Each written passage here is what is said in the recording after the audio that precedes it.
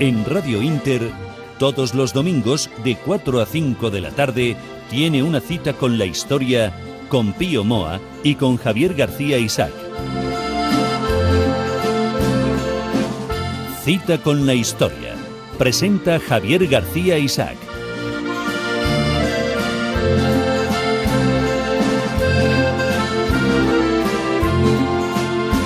Pues cita con la historia, muy buenas tardes, un domingo más. Y lo primero, antes de comenzar, decir que este programa, este joven programa que nació la semana pasada, ya tiene muchos seguidores, muchos adeptos que desde México incluso nos están escribiendo, nos están siguiendo a través de Una Hora en Libertad, a través de Facebook, a través de Twitter, bueno, de todas estas redes sociales que no tengo muy claro cómo se muevan, pero a mí me dicen que está siendo un auténtico exitazo. Y a través de esta casa pues también me lo están diciendo que bueno, incluso la gran Nati Mistral, que quería venir al programa como fuera, que estaba entusiasmada con Pío Moa, con Fernando Paz, con el programa de la semana pasada. Es decir, los calificativos que hemos recibido esta semana prefiero no creérmelos, y lo que sí que me voy a creer es que vamos a seguir avanzando, ¿no? Y vamos a seguir avanzando en la línea de lo que creo es lo que debe ser un programa serio y veraz de historia, ¿no? Y para ello, pues ya saben que Pío Moa es el alma, el director, el técnico de este programa. Don Pío, ¿cómo estamos? Hola, buenas noches. Decir de Pío Moa que, como ya comentamos la semana pasada, un innovador, ha cambiado mucho los puntos de vista sobre la historia reciente de España, polémico, nunca fue rebatido entre sus libros, polémico, posiblemente sin tú haberlo buscado, Pío. Sí, bueno, es que lo que he dicho contradice muchas de las tesis que se han venido difundiendo en estos años y por consiguiente, pues... pero no ha habido verdadera polémica. No ha habido... Es la pega. Esa es la pega, eso es. Es decir, por eso digo que polémico los demás, porque contigo no han querido polemizar. No. Hablan fuera, ya está. Bueno, entre sus libros más importantes, aunque todos lo son, están Los personajes de la República y la guerra, Los orígenes de la guerra civil, El derrumbe de la República y la guerra, Nueva historia de España, España contra España, también esa novela histórica Sonaron gritos y golpes a la puerta, que yo creo que esa es una gran desconocida.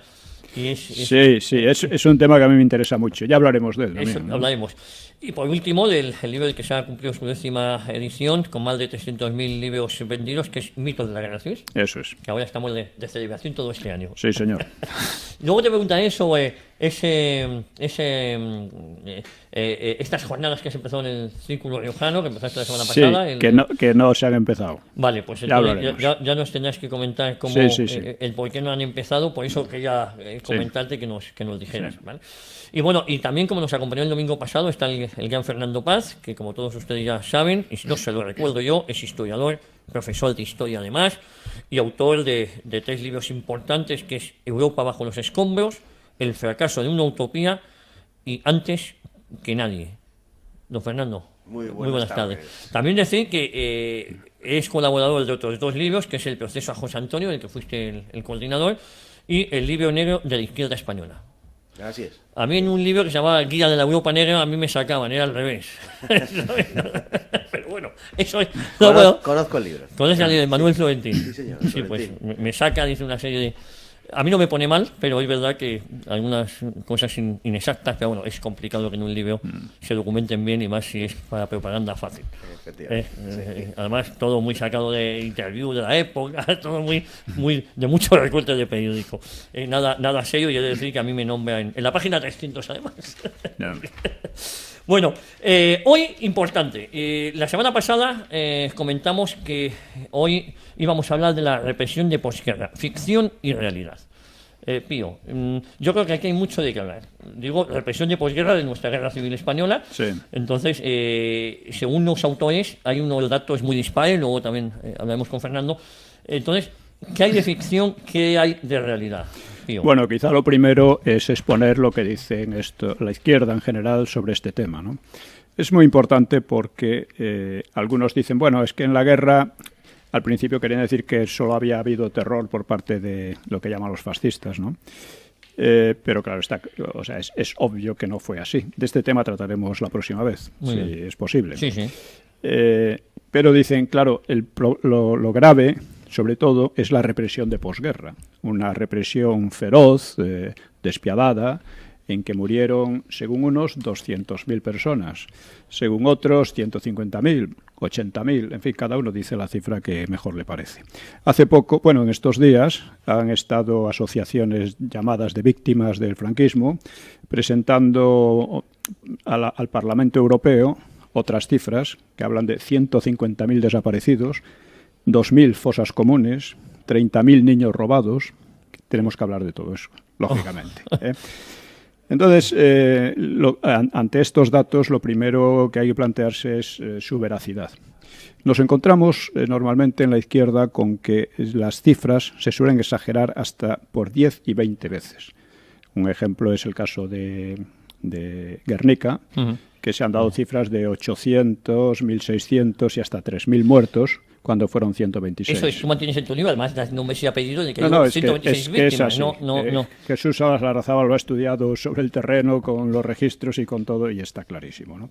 Ellos mismos, los mitos de la guerra civil. Sí, en los mitos viene. Por otra parte, ellos mismos actualmente, ante estos estudios, rebajan la cifra a unos 300. En realidad fueron menos de la mitad, pero bueno. Pero ya es el doble de las que realmente fueron. Y no 10 veces más ni 20 veces más. Eso es. Esto es un ejemplo, entre otros, ¿no?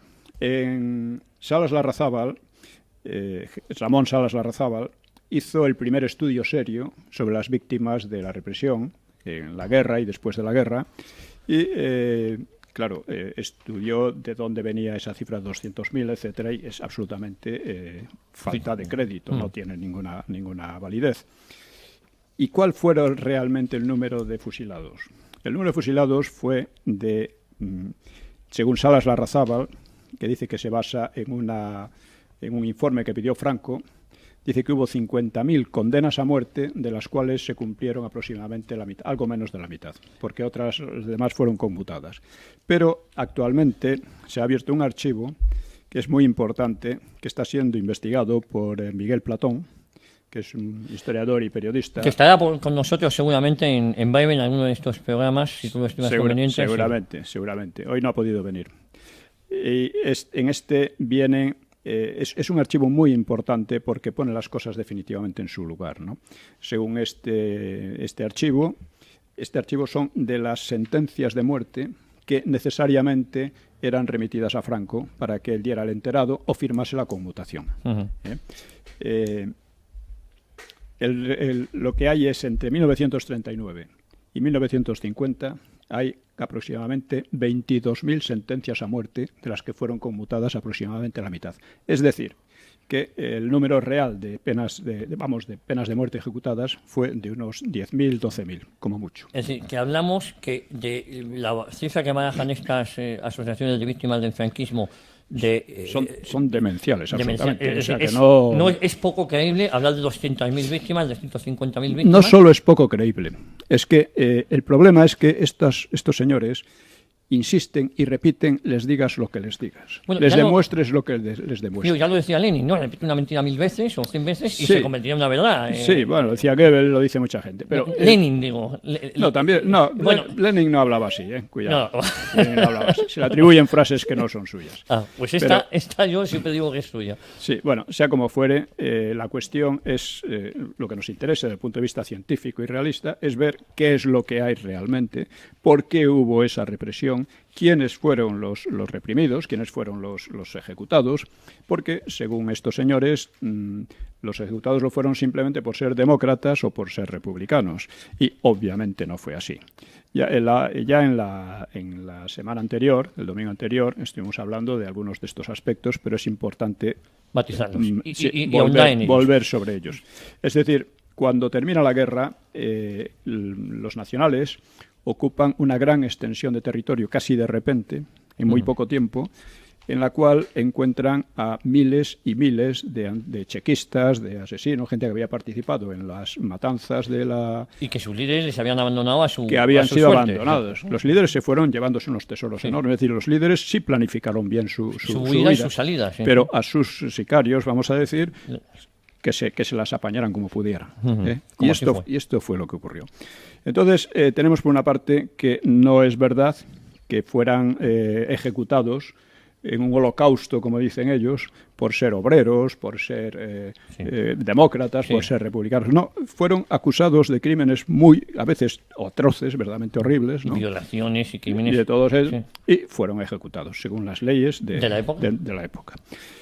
Nos interesa también otro punto, y es que, claro, 10.000 ejecuciones son muchas también, ¿no? Es decir, pero lo que necesitamos es, para ver su verdadera dimensión, es compararlas con, por ejemplo, las ejecuciones y asesinatos que siguieron a la Segunda Guerra Mundial, por ejemplo, en Francia o en Italia. Aquí las ejecuciones fueron ejecuciones, es decir, ejecuciones de sentencias judiciales en su inmensa mayoría. Hubo algunos asesinatos también, pero en general fueron así. En Francia o en Italia las ejecuciones fueron pocas y los asesinatos fueron muchísimos. Las estimaciones, por ejemplo, en Francia son estimaciones que yo creo que son muy a la baja. Estiman unos 10.000 asesinatos.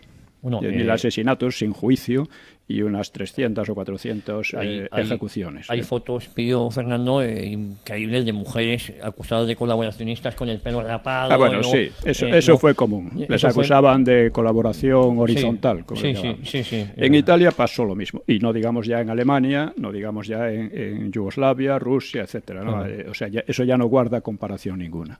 Es decir, que la represión de posguerra en España fue judicial y fue sobre gente que efectivamente había cometido enormes crímenes y que la izquierda trata de presentarlos como inocentes, que eran simplemente víctimas por ser demócratas. Ese es el error, Fernando, el presentar a una serie de asesinos, porque ya parece que se defiende todo, incluso se pone en tela de juicio las 5 ejecuciones del año 75, cuando estaba comprobado que eran 5 asesinos. Me estoy remontando ya al proceso de Burgos, pero te quiero decir que yo creo que la izquierda en eso se equivoca, ¿no? En llegar a defender a asesinos, hayan hecho lo que hayan hecho. El caso es que como se ejecutó en periodo de Franco, en el franquismo, pues ya vale todo para defender a estos criminales.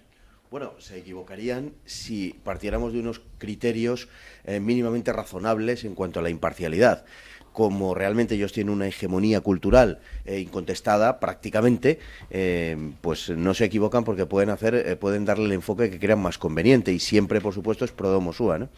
Yo creo que en las últimas décadas lo que se ha venido haciendo ha sido una especie de revisión permanente de uno de los bandos, porque aquí hubo represión en los dos bandos, esto es evidente, pero se evalúa de distinta forma la de un lado que la del otro. Entonces, a mí sí me gustaría decir al respecto algo, ¿no? Cuando hablamos de la represión de posguerra, tenemos que remontarnos inevitablemente a lo que había sucedido antes. ¿Por qué acontece esa represión? Ahora los datos que se nos acaban de dar, que se acaba de referir Pío con la investigación de Miguel Platón, yo creo que serían verdaderamente revolucionarios si se confirman finalmente y resultan ser así, porque desde luego desmontan todo este tinglado. Pero hablando de las dos represiones, por remontarnos un minuto, ¿no? Hay una represión que viene fundamentalmente, bueno, no sé si justificada, aunque se ha procurado justificar, pero fundamentalmente explicada en razón del odio, que es la que se produjo en la zona del Frente Popular. Es decir, fue una represión brutal de varias decenas de miles de personas, en torno a 60.000 aproximadamente. Y no fue judicial esa represión, ¿eh? No fue judicial hasta una época muy adelantada, con unos criterios además muy poco, digamos, desde el punto de vista judicial, muy poco sustentables, porque los tribunales populares, en fin, pues eran bastante menos defendibles desde cualquier punto de vista legal o judicial que los de posguerra, sin la menor de las dudas, ¿no? Pero esa represión que se produce por el odio tiene un lejano parentesco, más bien poco, con la represión que se dio en el otro lado, que no fue una represión por odio, sino una represión más bien por miedo.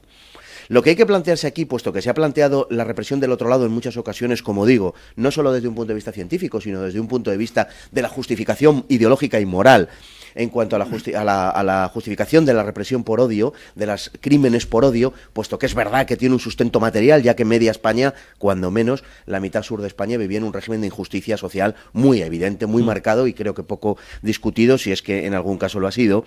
En cambio, la represión por el miedo no está tan establecida. La realidad es que los nacionales actuaron, la media España nacional, fundamentalmente por esa razón. Habría que preguntarse si existían de verdad razones, causas, motivos para que media España estuviera literalmente aterrorizada. Y la respuesta que se encuentra cuando se examina desde un punto de vista objetivo es que sí. Es decir, antes de la República, realmente antes del estallido de la Guerra Civil, lo que vivimos son 50 años, que se dice pronto, de un progresivo crecimiento de las fuerzas de izquierda, de la militarización de la izquierda y de eso que se llama hoy la religión política, de la constitución de la izquierda en una religión política.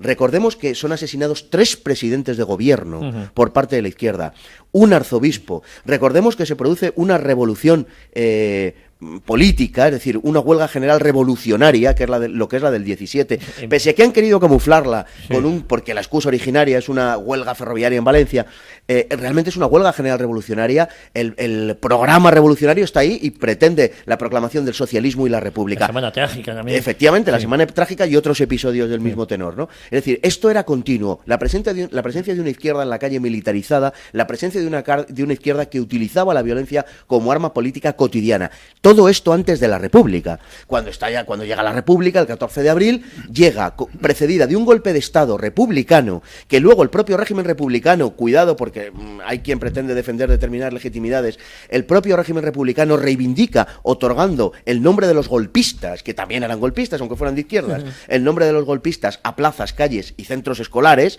conmemorando la fecha de la sublevación de Jaca como una fiesta nacional, es decir, que se hicieron solidarios de ese golpe de Estado absolutamente, más luego la izquierda utilizó evidentemente en 3 grandes ocasiones, el anarcosindicalismo español, y en una ocasión el conjunto de la izquierda entera en octubre del 34 utilizó el asalto violento contra el Estado, contra las instituciones y contra el propio sistema republicano. Por lo tanto, quiero decir, había razones más que justificadas para que media España estuviera literalmente aterrorizada, hasta el punto de que Stanley Payne, en su obra del colapso de la República, llega a decir una frase que es muy significativa.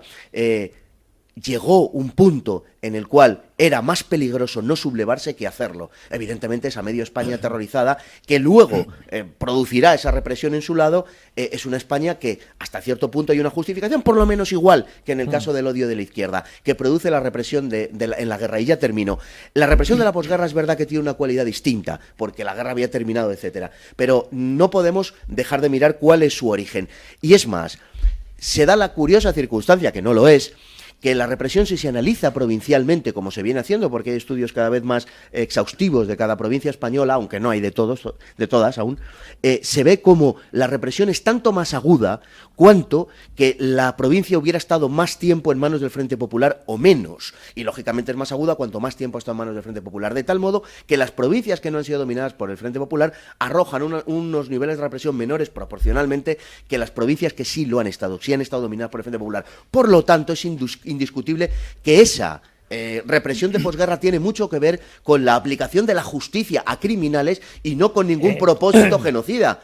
Eso es lo que yo quería matizar, porque hablamos de represión, claro, es una palabra que suena muy fea, pero no sé si es verdaderamente una represión los procesos judiciales que se van después de la guerra. Bueno, vamos a ver. Represión, todos los regímenes democráticos y no democráticos ejercen la represión, porque si no, o sea, todos los regímenes se basan en la violencia legítima del Estado, que se supone que es legítima del Estado. Por consiguiente, ahí no hay problema.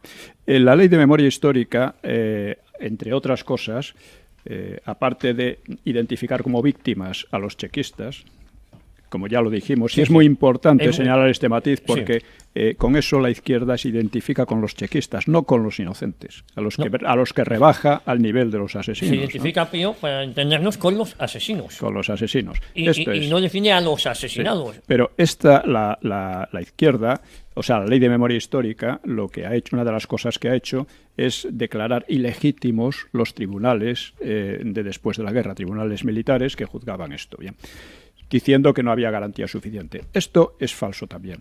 Miguel Platón me ha estado explicando cómo las sentencias que se remitían a Franco eran sentencias muy razonadas e iban acompañadas de testimonios a favor y en contra, en pro de la conmutación o contra la conmutación, ¿no? Y por otra parte, los tribunales aquellos tenían muchas más garantías que los tribunales populares, llamados tribunales populares del Frente Popular, que esos sí que no tenían garantía ninguna. Y sin embargo, la ley de memoria histórica no dice nada al respecto, ni los deslegitima ni nada. Es decir, la ley de memoria histórica, aunque se presenta como imparcial, hablando de las víctimas de la guerra y de las víctimas de aquel, en realidad no lo es. No. Evidentemente es una hipocresía para justificar la deslegitimación sistemática del franquismo y de las actividades de los franquistas. Hay que decir que decíamos antes, o sea, bueno, por otra parte, otro aspecto de la ley que explica también estas cifras, de la ley de memoria histórica, sí, es que se ha convertido en un negocio, el negocio de las víctimas. Las víctimas reciben grandes compensaciones, importantes compensaciones, y no hay que olvidar que ya desde la transición estas cosas se han venido haciendo, pero la ley de memoria histórica las intensifica. Lógicamente, mucha gente está interesada en aparecer como víctima, sí, claro, porque, y más en estos tiempos de sí. crisis. Es decir, se ha convertido en un negocio. Cuando las asociaciones que andan por ahí con las cunetas y demás hablan de 2.000 fosas comunes, que es un absurdo, ¿no? Pues lo que están haciendo es decir, queremos más subvenciones para seguir con esto. Sí, porque, le diré una cosa, hace unos años, cuando ya llevaban varios años con esto, pues en un reportaje de televisión tenían que reconocer que solo habían encontrado 300 cadáveres. Claro. Ahora a lo mejor hay 1.000, no sé, puede ser, no sé. Pero ellos lo que les interesa es seguir porque claro, además, por una parte, consiguen las subvenciones y por otra parte consiguen hacer propaganda de manera sistemática. En cambio, bueno, se ha descubierto una fosa del bando nacional, de víctimas del bando nacional, una fosa de curas. La mitad de estas fosas no eran de militares, eran de civiles. Eran de civiles, ¿no? Y además, en estas fosas muchas veces son soldados caídos en combate que se han enterrado rápidamente, etcétera. Eso aparte que en las cunetas no se entierra la gente. No. Claro. Eso de esos cuentos que parece que, las cunetas. Sí. En las cunetas no se entierra la gente, porque en las cunetas por donde pasa el agua quedan al descubierto enseguida, se entierran en otros sitios. Pero quiero hablar de un tema, de un par de, voy a señalar un par de casos muy significativos. Uno es el barranco de Órgiva en Granada. Sí. Este barranco de repente aparece en las redes sociales, en El País, a toda plana, una plana entera, pues el descubrimiento de un paracuellos de la izquierda, vamos a decir, ¿no? Sí. Es decir, allí los franquistas habían llevado a miles de personas, unos decían que 2.000, otros que 5.000, a unas fosas, los habían matado allí sobre la marcha, los habían echado cal viva sobre ellos, etcétera, hombres, mujeres y niños. Salieron testigos que habían visto cómo había ocurrido. Salieron testigos e inmediatamente se creó una campaña enorme. O sea, en la localidad de allí las autoridades socialistas decían que iban a hacer un gran parque conmemorativo, que ellos no querían venganza, solo querían la dignidad, reconocimiento de la dignidad, que eso suena muy bien, pero es todo lo contrario. Evidentemente es todo lo contrario, no persigue todo lo contrario. Y en esto estaba la campaña cuando, unos días después, aparece en El País una notita pequeñita en una página de estas muy perdida, diciendo los huesos descubiertos en el barranco de Órgiva eran de animales, de cabras y de perros en concreto. Entonces, la cosa se desinfló. Ahora, yo quiero que piensen ustedes qué habría pasado si la derecha hubiera metido una pifia semejante. Le habrían estado recordando, machacando, una cosa terrible, año tras año, ¿no? Sí, como han hecho con Guernica. Voy a hacer un pequeño inciso sobre Guernica. En Guernica, como es sabido, los nacionales dijeron que la habían quemado los propios rojos, ¿no? Esto es falso, pero no es del todo falso en el sentido de que eso de quemar pueblos y de arrasar con todo, lo habían hecho pues en Irún, en Eibar, lo hicieron en Asturias, lo hicieron en muchos sitios.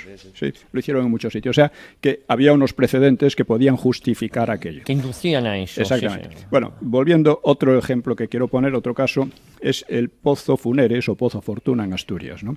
Allí se ha creado la idea, los socialistas, la izquierda en general, han hecho verdaderas peregrinaciones porque allí habrían sido arrojados cientos de antifascistas, cientos de republicanos, etcétera, ¿no? Bueno, casualmente no han querido explorar el pozo. Por respeto a los muertos, dicen. Aquí por respeto Pero voy a poner otro caso que es también muy significativo. Pero nadie nos ha dicho los cadáveres que hay supuestamente en ese pozo, sino hablan de cantidades. Cada uno dice lo que le parece. Hubo otro, la Sima Ginamar, en las Canarias, que hubo una campaña en Interview hace años en que hablaba de cientos de muertos, de cientos, de miles incluso de personas, imagínate, hasta 30.000 se llegaba a decir, que habían arrojado, que es imposible, claro, pero daba igual, las cifras daban igual, lo importante era impresionar con ellas. Al final lo exploraron y había restos de 14 personas, algunas de las cuales podían haber caído allí por casualidad. Bueno, pues esta es voy a poner otro caso también, que ya lo mencioné la otra vez, el caso de Zarrías, del padre o abuelo de Zarrías, no sé si es padre o abuelo. De Gaspar Zarrías, ¿no? Sí, el dirigente socialista, sí, metido en los ERES y cosas por el estilo. Bueno, este también era alcalde de su pueblo y fue fusilado al terminar la guerra. Según estos, fue fusilado porque era un demócrata elegido por el pueblo para ser... Sí. Bueno, el hombre estaba implicado en 14 asesinatos. Claro, es que eso se le olvidó a su hijo comentarlo. Exactamente. Sí. Entonces, todo esto claro, entonces, es como se monta la campaña. Y a mí me importa mucho... Yo detesto la mentira, ¿no? En general, y detesto sobre todo este tipo de mentiras que tienden a envenenar el ánimo de la gente. Claro, pero el problema además, Pío, Fernando, es que creo, es mi opinión, que claro, al asesino, al verdugo, se le pone muy por encima de la víctima. La víctima se la está denigrando, a la víctima de verdad, al que haya sufrido represión de verdad. Comparar a una persona que igual ha sido represaliado equivocadamente o por un error, hemos dicho que ha habido pocos. Claro, compararlo con el padre de Gaspar Zarrías, que estuvo involucrado en el crimen de 14 personas, es muy serio para esa víctima inocente. Claro. Eso es lo que digo, es denigrar a la verdadera víctima, ¿no? Entonces, estas asociaciones de víctimas, en recuerdo de la memoria histórica, Fernando, pues deberían ser mucho más cuidadosas y mucho más respetuosas, ¿no? Con las víctimas de verdad, porque están ensalzando a verdugos, ensalzando a criminales, ¿no? Bueno, ellos realmente lo que andan buscando en la práctica totalidad de casos es pues asentar un dominio cultural y dominar el discurso. No andan buscando otra cosa. Realmente es muy difícil creer, ¿no?, para cualquier persona normal, que una persona joven de 20 y tantos años, como se han hecho tantas fotos y se han rodado tantas películas, se ponga a llorar en los márgenes de una cuneta al encontrar unos restos que acaso quizá pudiera ser que se tratara de un abuelo que perdió en 1937, pongan por caso, un abuelo al que nunca conoció. Es decir, la naturaleza humana no responde así, no funciona así.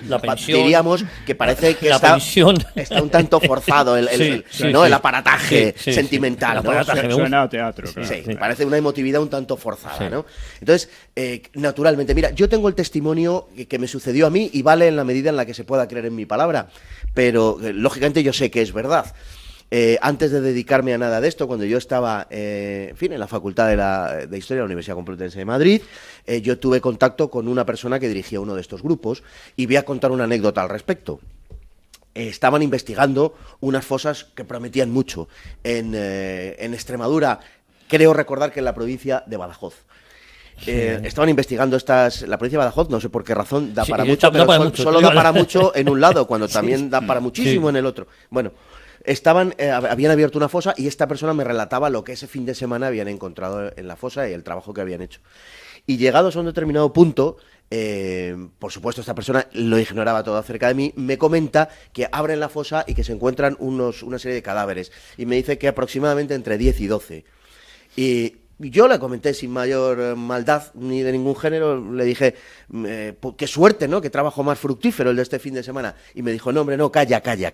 Me dijo que empezaron allí a salir escapularios, cruces y tal. Sí, claro. Y le dije, y perdonad la literalidad de la expresión, pero le dije, coño, ¿y qué hicisteis? Y él me contestó, joder, darles tierra otra vez. Claro. Es decir, estas son las asociaciones de la memoria histórica. Es decir, cuando se encuentran con cosas de este tipo, no buscan ninguna verdad, buscan una rentabilidad ideológica y política. Y como se ha apuntado también, una rentabilidad crematística incluso. Y seguramente una subvención, porque estas asociaciones viven de esto. Hay gente que está viendo esto. El objetivo es encontrar, como acaba de comentar Pío, es encontrar el caso del barranco de Órgiva, ¿no? Es encontrar un holocausto, es fabricar la idea de un holocausto, encontrar un paracuellos.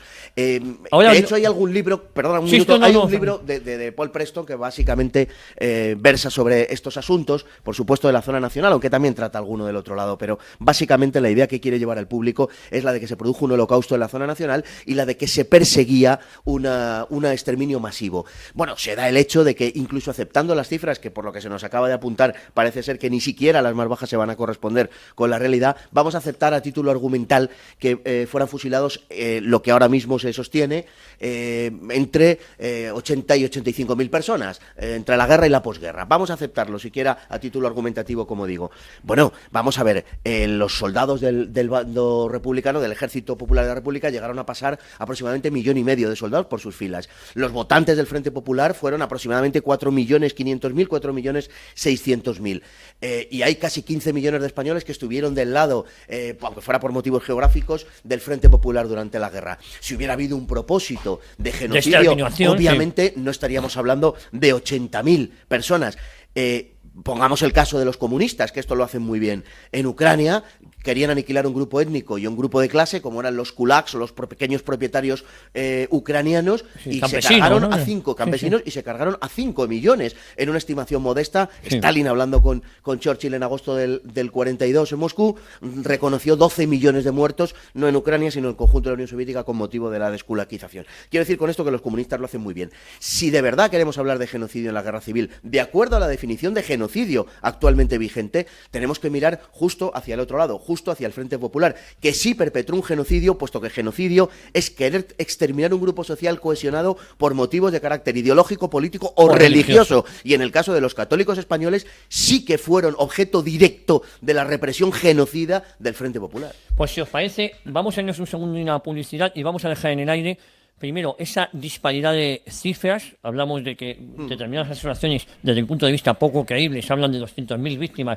En los últimos estudios del maestro Platón nos hablan de 10.000. Salas Larrazábal hablaba entre 50.000 y 50.000 sentencias, pero menos de la mitad. Que menos de la mitad, con lo cual hablamos de 10.000 cumplidas contra los 200.000 que dicen estas asociaciones, que desde mi punto de vista, y lo digo yo creo que buscan una subvención, además de nada bueno, ¿no? Como comentabas, eso. Y luego os iba a preguntar, después de publicidad, si en el bando nacional, como se pretende por parte de estas asociaciones, hubo unas auténticas masacres, como sí que hubo en el bando republicano con Paracuellos o incluso las fosas de Montjuïc, que es una vergüenza que haya un estadio dedicado a Luis Companys, por ejemplo, ¿no? Sí, bueno, eso quizás que venga bien para el próximo programa. Vale, pues eso para la siguiente parte. Nos vamos un segundo en la publicidad. Mi consejo, no se mueva nadie. Seguimos aquí con Fernando Paz, con Pío Moa, en Cita con la Historia.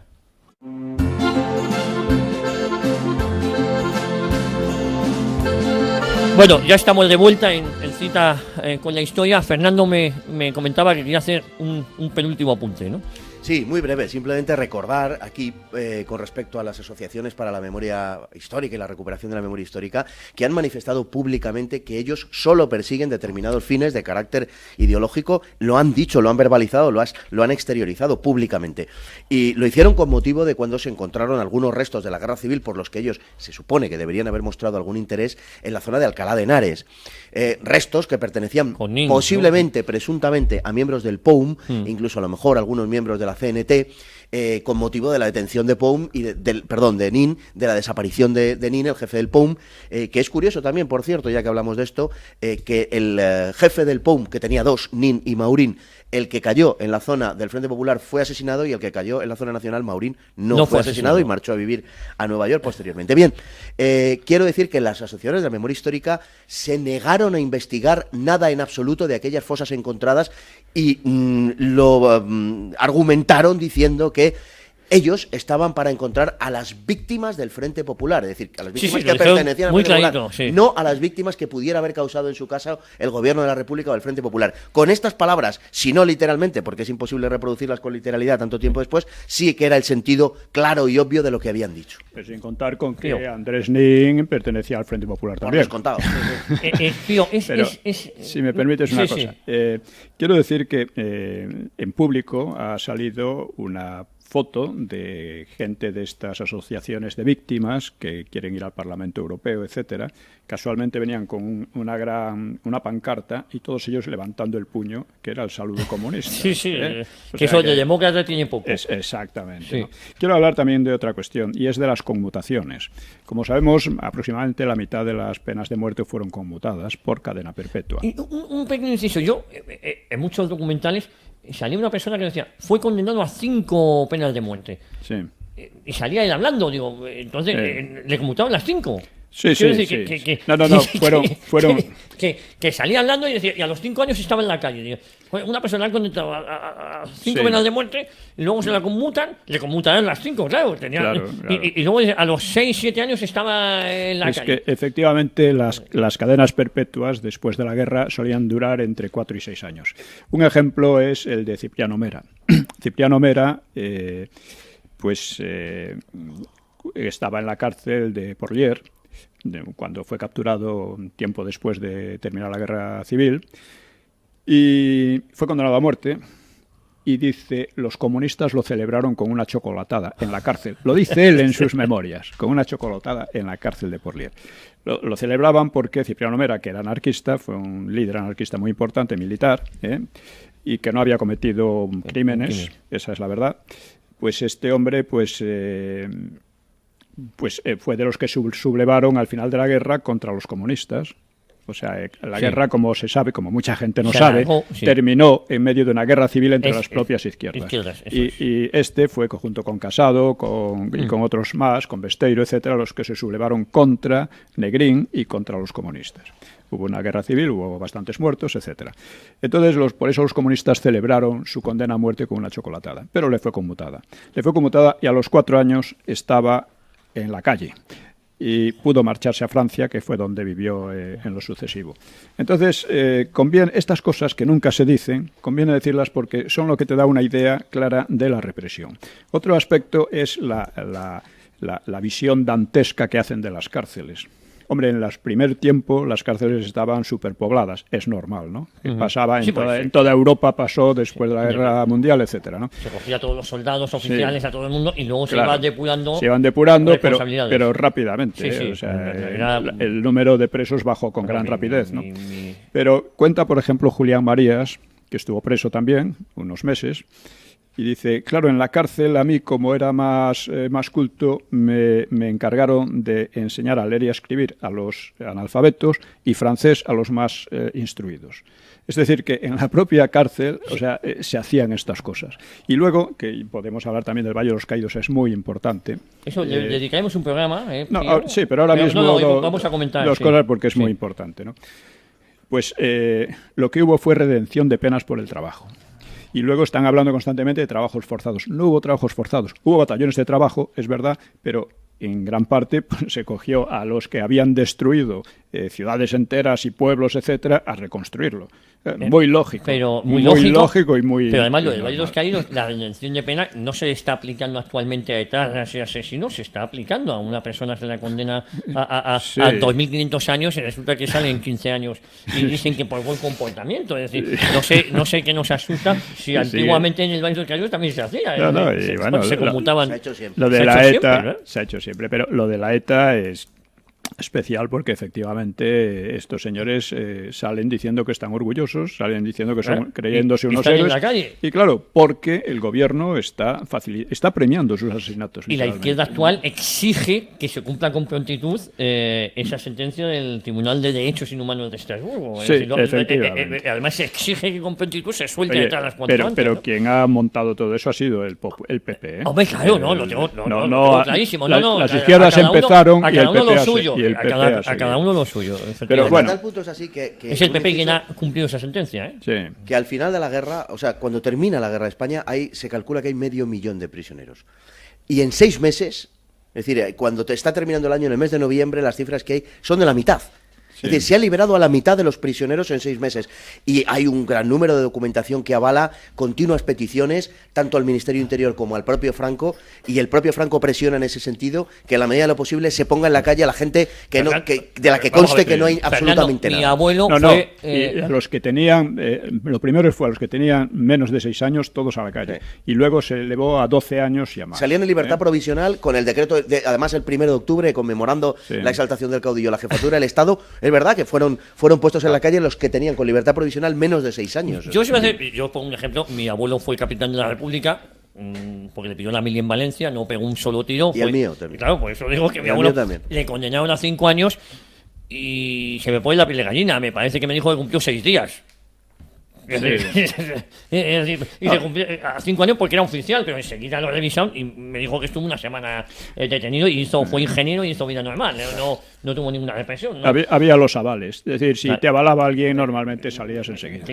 Algún conocido, etcétera, incluso gente que del otro bando, pero que por simpatía personal o lo que fuera, o porque lo conocía del pueblo, lo que sea, pues te avalaba, ¿no? Entonces pido, Fernando, para centrar el debate, el programa de hoy, podemos decir sin lugar a equivocarnos que estas cifras que manejan estas asociaciones de supuestas, digo porque me da vergüenza decirlo, víctimas del franquismo, son mentiras. Son radicalmente falsas. Radicalmente falsas, Fernando. Completamente. No solamente son falsas, porque al hablar, si simplemente se señala la falsedad, parecería que hubiera, no sé, una desviación. No. Es que es importante están multiplicadas matizar. En ocasiones hasta por 20. ¿eh? Es imposible, y es una pregunta que no hago clara, concreta, concisa, que en España se represaliara, se asesinara, se ejecutara. Digo, se ejecutara, o no asesinara, se ejecutara, perdón, a 200.000 personas. No, es radicalmente falso. Vamos, no tiene nada que ver con la... Es más, mira, las propias listas que ellos elaboran y que publican en algunos de sus libros, es muy fácil comprobar cómo la misma persona es contada varias veces. Es contado como asesinado nativo de la provincia de Toledo, pero a la vez caídos en Guadalajara, y a la vez tiene el mismo nombre que otro tipo que se llama exactamente igual, solo que en el segundo apellido, en vez de empezar por R, empieza por P. Y cosas de estas, y no tienen ningún pudor y lo cuentan hasta 2, 3 y 4 veces. Bueno, vamos a ver, esto es una cosa que se hace a veces intencionadamente, otras veces sin intención. Cuando Ramón Larrazábal empezó sus investigaciones, empezó a señalar, por ejemplo, porque en el recuento que hace... O sea, Franco al principio creía que los rojos habían matado a unas 400.000 personas. A su vez, las izquierdas hablaban de hasta 1 millón de gente asesinada por los franquistas entonces, ¿no? Luego, cuando se hacen los juicios, la causa general rebaja el número a 80.000. Entonces, Salas Larrazábal, examinando los nombres, etcétera, se da cuenta de que muchos están repetidos, a lo mejor con alguna letra que ha cambiado, ¿no? Sí. Otros que eso se hacía un poco de buena fe. Sí. Y luego hay otro problema, y es que mucha gente está registrada en el punto en que murió y en su lugar de nacimiento. Y se cuentan las dos como si fueran dos. Es obvio, y es lógico que en 1940, en 1900 incluso 70 o 77, cuando Salas Larrazábal elabora su libro, es lógico creérselo. Hoy, con las posibilidades informáticas, si se cometen esos errores es porque se andan buscando. Porque en un listado, Pío, en un listado simplemente por orden alfabético, se ve con gran facilidad. Una persona aparece 3 o 4 veces. Yo tengo la convicción, sobre todo de determinados autores, que publican además en la parte final, un anexo en sus libros con esos nombres y apellidos, tengo la certeza de que esos nombres están inflados. Hay no solamente un caso o dos, hay casos en un porcentaje bastante numeroso, que lamento no recordar porque hace unos años que me metí en este asunto, pero que pasaba de, si no recuerdo mal, o llegaba al 8% de gente que no solamente no eran víctimas de un bando, sino que eran víctimas del otro. Y se los habían apuntado. Pero así de claro. Víctimas de los propios rojos, aparecían como víctimas de los nacionales, ¿no? Hay además otra cuestión que tiene interés, y es como en los registros rara vez aparecen, en general no aparecen como fusilados, por ejemplo. Si no aparecen por derramamiento de sangre, por cualquier causa, ¿no? Esto lo hacían tanto en un lado como en el otro. En algunos casos era para ocultar la realidad, pero en otros muchos no, porque viene de una ley del siglo XIX, como explica Salas Larrazábal, por la cual no se debe apuntar ese tipo de causas que pueden causar deshonra a la familia. ejecutado, ahorcado, exactamente. Entonces se pone la causa física, por hemorragia, por cosas por el estilo, y eso hace más difícil rastrearlo. Pero en general las cifras y los datos hoy día son bien conocidos. Y esta gente, quiero hablar de otra cosa, habla de los 30.000 niños robados. Eso es importante que jamás matices. Se había hablado de niños robados hasta hace unos años. Esto se le ocurrió a Garzón y compañía, ¿no? Porque con lo de Argentina, dijo, hombre, aquí tiene que haber niños robados. Tiene que haber niños robados. Jamás las izquierdas, ni la derecha, ni nadie había hablado de niños robados. Y además ponen 30.000, como podían poner 300.000 o 2.000 o los que les diera la gana. O sea, no tienen la más mínima base. No hay pruebas de esto. Para nada. Para nada.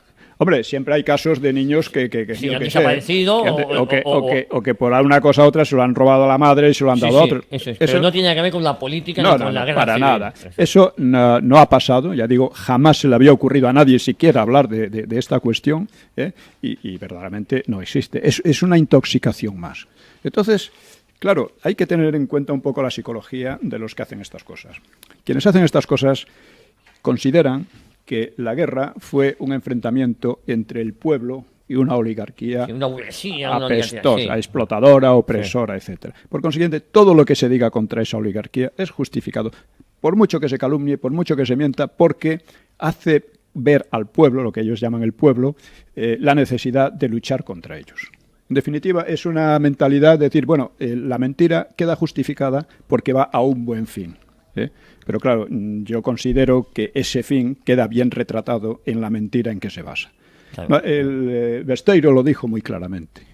Ya lo dije la otra vez y conviene repetirlo porque son cosas... Besteiro era socialista, dice... lo del Frente Popular, la política del Frente Popular se basa en un Himalaya de falsedades.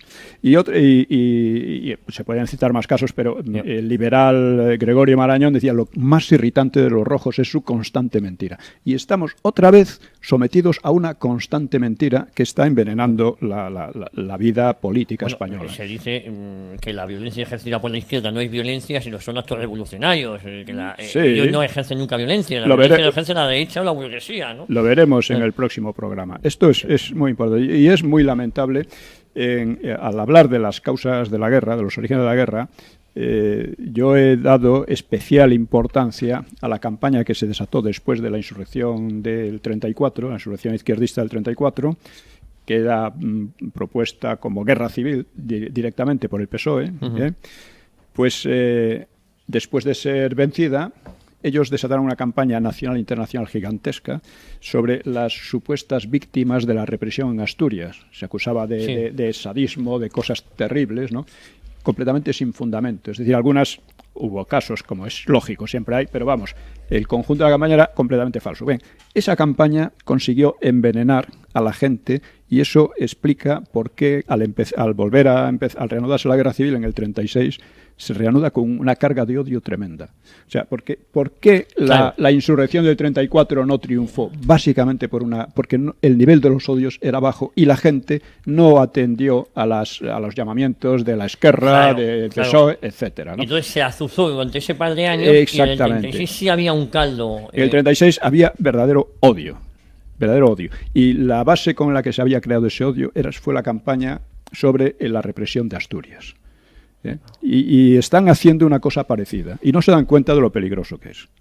Ellos han tenido el monopolio de la violencia durante mucho tiempo y como la violencia últimamente en las últimas décadas ha sido execrada como la peor de las actitudes humanas, ellos no pueden reivindicarla, se encuentran en una situación complicada. Hemos visto en los últimos años las manifestaciones públicas manipuladas, cada vez más violentas y dominadas por la izquierda, como para justificar la propia violencia, aunque no se decía de forma expresa, se enarbolaban lemas como violencia es cobrar 600 euros, ¿no?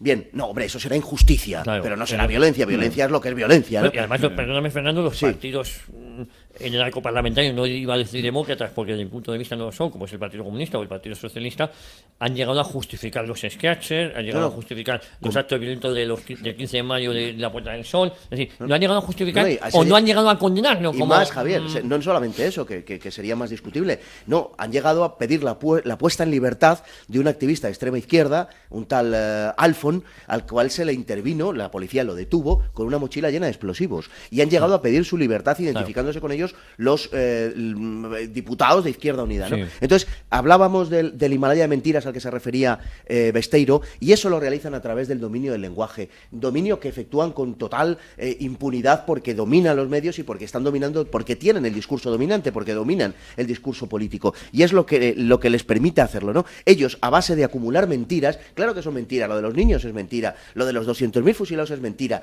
todo eso es mentira, pero a base de repetirlos logran instalar en la gente neutra, la conciencia de que cuando el río suena agua lleva, y a base de decir muchas cosas que son falsas, bueno, habrá una mayor probabilidad de que alguna de ellas no lo sea, por lo menos del todo. Cuando se dicen tantas cosas será porque verdaderamente Franco era un asesino y los nacionales eran una panda de gente que desayunaba niños crudos. Pío, cuando acaba el franquismo en el año 75, con la muerte del propio Franco, en España eran millones de personas, de hecho se calculó más de 1 millón de personas que fueron a su sepelio.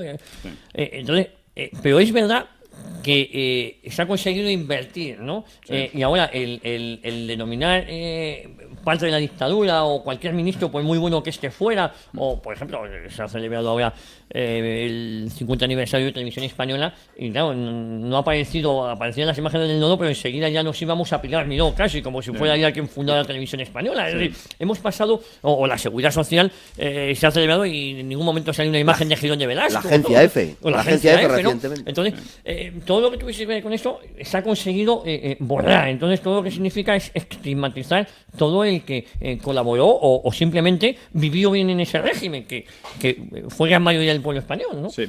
Mira, el otro día hablábamos de que la izquierda española es bastante distinta del resto de Europa. Del resto de las izquierdas europeas. No se ha reciclado, no se ha civilizado. Es verdad. Quiero hablar de otro tema que también ha sido muy utilizado y que no viene de la izquierda, sino de cierta derecha, y es la de que Franco se dedicaba a firmar penas de muerte, incluso añadía con publicidad, etcétera, con prensa, etcétera. Esto lo inventó el amigo Sáenz Rodríguez, que era un monárquico de Don Juan. Claro. Era un hombre muy culto y era al mismo tiempo un intrigante compulsivo. Estaba siempre intrigando, no tenía el menor escrúpulo en mentir. Del contubernio de Múnich. En inventarse cosas, ¿no? Estuvo implicado además, según Anson, en actos que se podrían llamar de alta traición. Bueno, se inventó de que Franco, pues mientras tomaba chocolate y tal, iba firmando las sentencias de muerte. Sentencias de muerte, tranquilamente, ¿no? Franco no firmó ni una sola sentencia de muerte. Las sentencias las firmaban los jueces y Franco daba el enterado o decía que se conmute. Por cadena perpetua, en cualquier caso, Franco lo que hacía era conmutar la pena de muerte, pero nunca firmarla. Nunca firmar. Eso, lo mismo que cuando dicen que Fraga Iribarne, porque firmó las penas de muerte del 75 y tal. Fraga no firmó nada, eso llegó al gobierno, el gobierno dio el enterado y ya está. Y por otra parte, aquellos fusilados pues eran terroristas que habían matado gente. Y a esta izquierda le importa un bledo la gente que había muerto. Le importa un bledo, ¿no?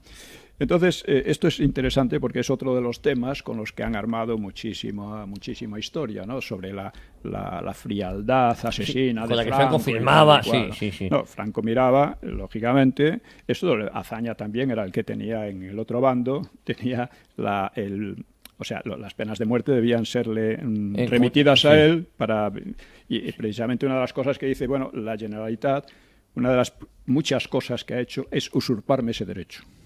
Sí, pues ejecutaba directamente sin... Sí, bueno, aquello se ejecutaba sin más, sin llevar a nadie, ¿no? Un caso especial fue el de José Antonio, que fue... se llevó al gobierno la pena de muerte, pero o ya la habían ejecutado, y entonces el Largo Caballero dijo que nada, porque si lo ofreció, mire usted, lo podemos cambiar a José Antonio por su hijo, que estaba a manos nacionales. Sí. El hijo no fue ejecutado por José Antonio, sí. Sí, eso es un caso claro. Sí, entonces quería decir estas cosas, ¿no? Y sobre todo, a mí me llama mucho la atención la persistencia de esta gente en soltar sus mentiras, por mucho que se demuestre que son falsas. Y cómo la derecha les sigue el juego. Y no le contesta. Por ejemplo, como hablando del Valle de los Caídos, que ya hablaremos más seguramente, el Valle de los Caídos el otro día, en un